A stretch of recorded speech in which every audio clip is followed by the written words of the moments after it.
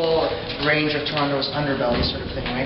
But debtors were people that owed money, and in a lot of pre-20th century prisons, they would be thrown in, which was kind of a catch-22 or a vicious cycle or whatever you want to call it, because how can you pay back your money if you're locked away in prison? Now, as extra punishment for these people that owed money, they would sometimes not only incarcerate them, but they would bring in their entire families and lock them away in prison.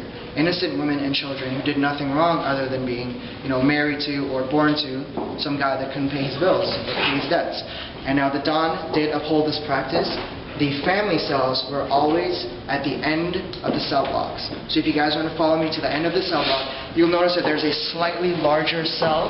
That was used to house innocent women and children, the families of debtors.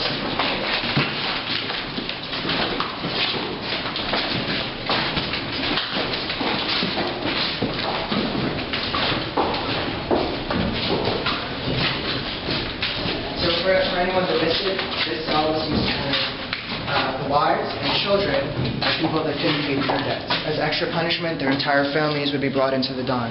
Now you'll notice the cell is a little bit larger, but of course, families back then were sometimes a bit larger too. And, regardless of that, they were innocent women and children.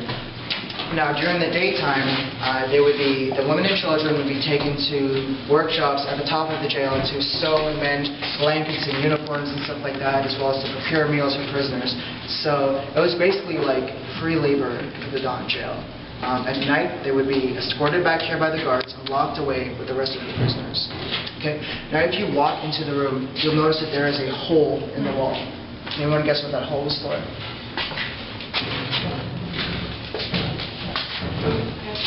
No. That hole was for really tiny little kids locked in this cell to be able to crawl into this cell here where their fathers would be housed.